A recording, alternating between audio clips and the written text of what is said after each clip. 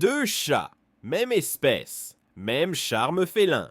Mais vous seriez étonné de découvrir ce qui se cache derrière ces miaulements adorables. L'un peut être farouchement territorial, l'autre un expert pour vous manipuler avec des câlins.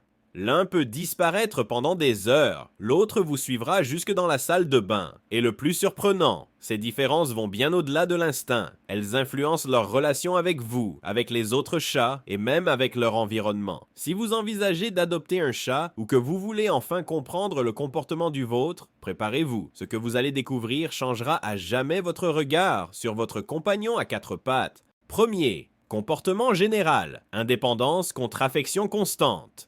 Les mâles et les femelles présentent souvent des différences notables dans leur comportement global, bien qu'il soit essentiel de rappeler que chaque chat est unique. En général, les chats mâles ont tendance à être plus décontractés, joueurs et sociables. Ils recherchent souvent l'attention humaine, adorent les caresses prolongées et n'hésitent pas à grimper sur vos genoux sans invitation. Leur comportement est généralement plus extraverti, surtout s'ils ont été stérilisés. Les femelles, quant à elles, sont souvent perçues comme plus indépendantes et sélectives dans leurs interactions. Elles aiment l'affection, mais à leurs conditions. Elles peuvent être très affectueuses, mais aussi plus réservées et méfiantes envers les étrangers. Leur besoin d'espace personnel est généralement plus prononcé, surtout si elles n'ont pas été stérilisées. Cependant, ces traits peuvent varier considérablement selon l'environnement, la socialisation et les expériences de chaque chat, ce qui semble une tendance peut-être complètement inversée d'un individu à l'autre. Deuxième, agressivité et dominance. Mythe ou réalité chez les mâles? Une croyance répandue affirme que les chats mâles sont plus agressifs ou dominants que les femelles. Mais est-ce vraiment le cas?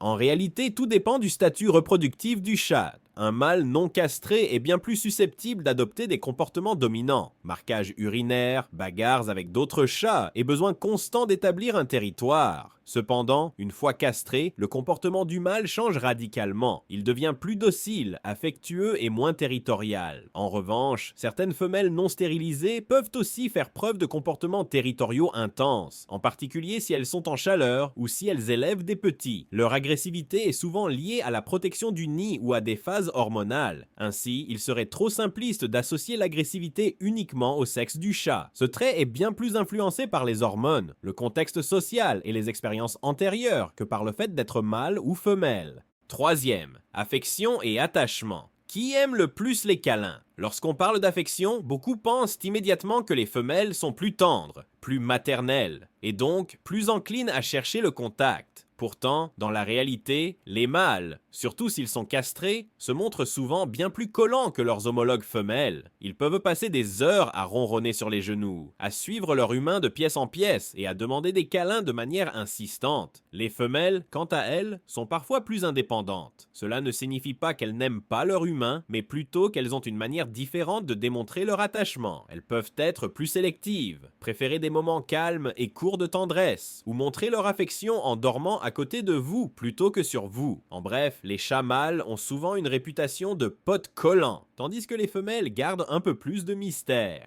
Mais comme toujours, chaque chat est unique et il existe de nombreuses exceptions à la règle. Quatrième, miaulement et vocalisation.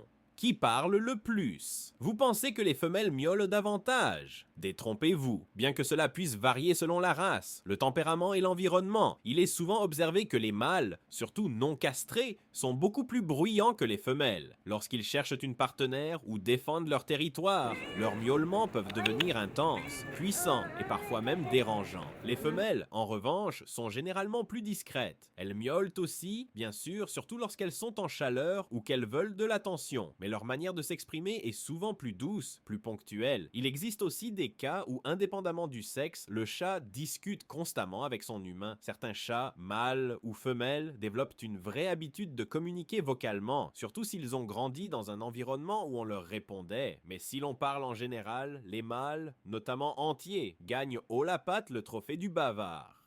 Cinquième, comportement territorial. Qui marque le plus? Lorsqu'on parle de marquage territorial, les chats mâles sont souvent les champions incontestés. Surtout s'ils ne sont pas castrés, ils ont tendance à marquer leur territoire avec de l'urine, parfois à l'intérieur même de la maison. C'est un comportement instinctif lié à la reproduction et à la dominance. Ils peuvent aussi frotter leur tête ou leur corps contre les meubles, les murs et même les humains pour répandre leur odeur. Mais ce type de marquage, qui existe aussi chez les femelles, est beaucoup moins intrusif que les jets d'urine bien connus des mâles entiers. Les femelles, elles, marquent aussi, mais généralement de façon plus discrète. Elles préfèrent utiliser des griffades ou des frottements, et le marquage urinaire est beaucoup plus rare, surtout chez les femelles stérilisées. Le territoire est un aspect crucial de la vie féline, mais la manière dont il est défendu ou revendiqué varie fortement selon le sexe et le statut hormonal de l'animal.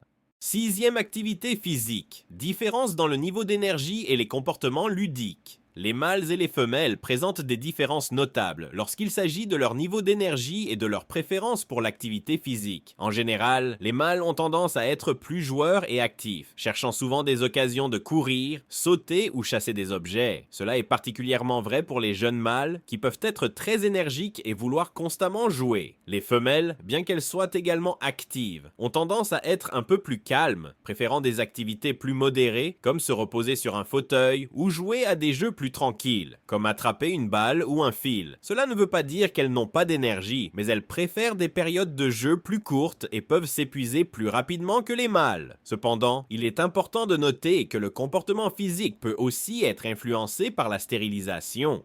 Les chats stérilisés, qu'ils soient de mâles ou femelles, peuvent devenir moins actifs et passer plus de temps à dormir. Les différences dans l'énergie sont aussi influencées par l'âge et la personnalité individuelle du chat. 7. Comportement de chasse. Les différences dans les instincts de prédateurs entre mâles et femelles. Les mâles et les femelles peuvent également différer dans leur comportement de chasse, une différence qui peut être influencée par leur biologie et leurs instincts naturels. Les mâles, en particulier les chats non castrés, ont tendance à être plus enclins à chasser, en particulier à l'extérieur, même s'ils n'ont pas toujours une proie à capturer. Ils peuvent être plus compétitifs et motivés à poursuivre des proies en raison de leur instinct territorial et de leur besoin de prouver leur dominance. Les femelles, en revanche, peuvent se concentrer davantage sur des comportements de chasse plus prudents et méthodiques. Elles sont souvent plus sensibles à leur environnement et peuvent démontrer une chasse plus stratégique, surtout si elles sont en période de reproduction ou ont des petits à nourrir. Leur instinct de chasser est souvent lié à la recherche de nourriture pour subvenir à leurs besoins et protéger leur progéniture. Cela ne signifie pas que les femelles ne soient pas des chasseuses efficaces, bien au contraire. Mais leur approche peut être différente et plus axée sur la sécurité et la prévoyance, alors que les mâles peuvent être plus impulsifs et plus aventureux dans leur quête. Conclusion. Comprendre les différences entre les chats mâles et femelles pour une meilleure relation. En fin de compte, bien que les chats mâles et femelles présentent des comportements distincts, cela ne signifie pas que l'un soit meilleur que l'autre. Chaque sexe a ses propres caractéristiques naturelles, mais tout dépend aussi de la personnalité individuelle du chat et de son environnement. Comprendre ces différences vous aidera non seulement à mieux comprendre votre chat, mais aussi à renforcer votre lien avec lui. Que vous ayez un mâle ou une femelle, l'essentiel est de respecter leurs besoins spécifiques, de leur fournir un environnement stimulant et sécurisant, et de leur offrir de l'amour et de l'attention. Avec cette approche, vous vous assurez que votre chat, peu importe son sexe, sera heureux, en bonne santé et bien épanoui à vos côtés.